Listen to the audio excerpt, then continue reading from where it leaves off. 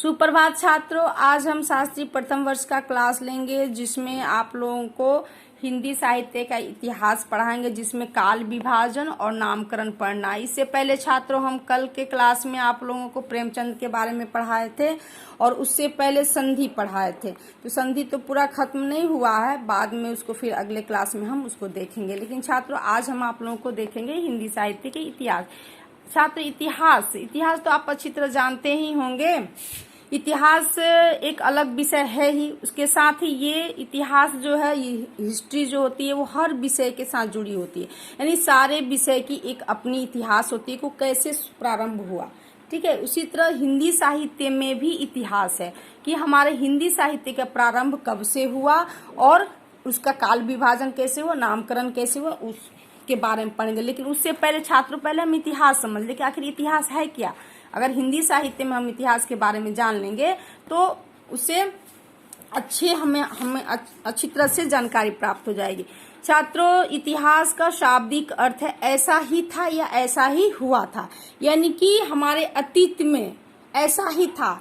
जो हम वर्तमान परिप्रेक्ष्य में देख रहे हैं और पढ़ रहे हैं उसको हम लोग उस समय की स्थिति को आज की स्थिति में पढ़ते हैं, यानी ऐसा ही था ये हम मानकर चलते हैं। वो काल्पनिकता नहीं होती है, वो सत्य पर आधारित होता है। इतिहास जो है सत्य पर आधारित होता है, यानी कि ऐसा हुआ था। हम लोग भी कल्पना करते हैं कि हाँ ऐसा ही हुआ था, इसलिए इतिहासकार जो है आपको इतिहास हमें उसके बारे में बताते हैं कि ऐसा ही हुआ था।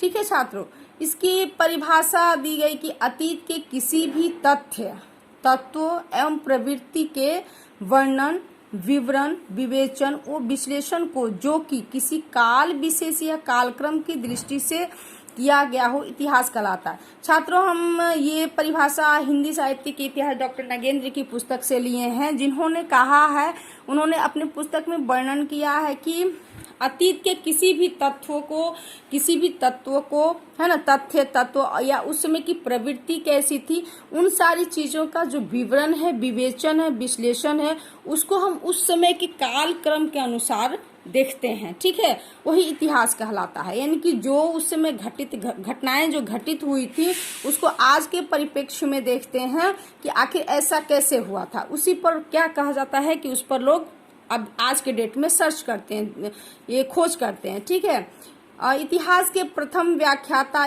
जो हैं वो यूनानी विद्वान हेरोडोटस है, जिनका समय 456 ईसा पूर्व से 545 ईसा पूर्व है। छात्रों, ये हिस्ट्री जो विद्यार्थी हिस्ट्री पढ़ चुके होंगे वो जानते होंगे कि पहले जो इतिहासकार हैं वो कौन है, यूनानी विद्वान हेरोडोटस है।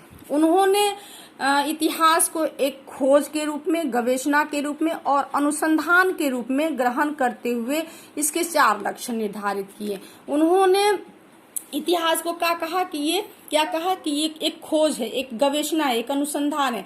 यानी कि इतिहास जो है सर्च करने की, मतलब खोज करने की, अनुसंधान करने का विषय है। ठीक है, इसलिए उन्होंने 4 लक्षण, इसके 4 लक्षण यानी विशेषताएं जो है उन्होंने क्या किया, मतलब हमारे सामने प्रस्तुत किया। जिसमें पहला है छात्रों, इतिहास वैज्ञानिक विद्या है ना, अतः इसकी पद्धति जो है आलोचनात्मक होती है। यानी इतिहास क्या है, वैज्ञानिक विद्या है।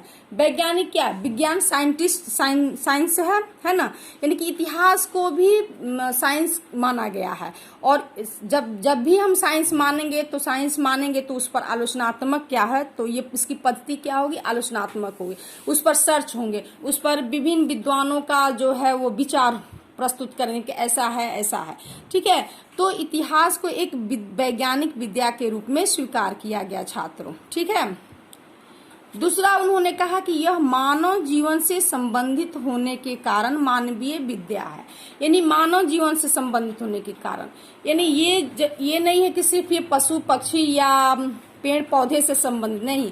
इतिहास जो है वो मानव जीवन से, जैसे ही मानव जीवन से ये संबंधित होगा छात्रों तो मानवीय विद्या हो जाएगा। यानी कि मानव की उस समय मानव कैसे अतीत में रहता था, उसकी रहन सहन कैसी थी, उसकी जीवन शैली कैसी थी, वो और आज के जीवन शैली या आज के रहन सहन या आज के खान पान कैसा है, उससे संबंधित होता है। और उसी को तुलनात्मक विद्वान जो है तुलनात्मक अध्ययन करते हैं। इसलिए इसी कारण ये जो है एक इतिहास जो है क्या है, मानवीय विद्या है। तीसरा है छात्रों, यह तर्क संगत विद्या है। यानी तर्क संगत, यानी कोई भी काम जो है, कोई भी विचार जो है किसी तर्क पर आधारित होता है। यानी कि जब तक उस तर्क से हमारे पास निष्कर्ष नहीं निकलता है, हम उसको सही नहीं मानते हैं। तो ये इतिहास क्या है? तर्क संगत विद्या है। अतः इसमें तथ्य और निष्कर्ष प्रमाण पर आधारित होते हैं। यानी कि जो हम खोज करते हैं, गवेषणा करते हैं, अनुसंधान करते हैं इतिहास का, और उससे जो हमारे पास निष्कर्ष निकलते हैं, प्रमाण निकलते हैं, निष्कर्ष जो निकलते हैं वो क्या होता है? प्रमाणित होता है। यानी कि उस पर एक मुहर लग जाती है कि ये सत्य है और ये कही हुई बातें गलत नहीं हो सकती है। इसलिए ये इतिहास जो क्या है? एक तर्क संगत विद्या है। ठीक है छात्रों, अगला ये विद्वान हेरोदोतस महोदय ने कहा कि यह अतीत के आलोक में भविष्य पर प्रकाश डालता है, अतः यह शिक्षाप्रद विद्या है। हमने कहा ना छात्रों कि यह अतीत, जो हम अतीत में हुआ, हम मतलब मानव से या इतिहास में जो अतीत में हुआ, वो भविष्य पर उसका प्रभाव कहीं ना कहीं छात्रों हमारे आज के युग में, वर्तमान परिप्रेक्ष्य में ये उसका प्रभाव पड़ता है, जिसके कारण हम उसको आधार लेकर आज की शिक्षा को प्राप्त करते हैं। इसलिए यह छात्रों शिक्षाप्रद विद्या है।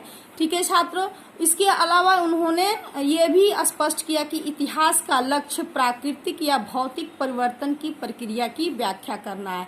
यानी कि इसके साथ साथ उन्होंने ये भी स्पष्ट कर दिया कि ये इतिहास का जो लक्ष्य होता है वो प्राकृतिक रूप से या भौतिक, यानी जो हमारे जीवन में प्रतिदिन कैसे चल रहा है, उन सारी चीजों का परिवर्तन जो हो रहा है उसकी भी ये व्याख्या करता है इतिहास। इसलिए छात्रों आज तक इतना ही, इसके आगे हम आप लोगों को बताएंगे। धन्यवाद।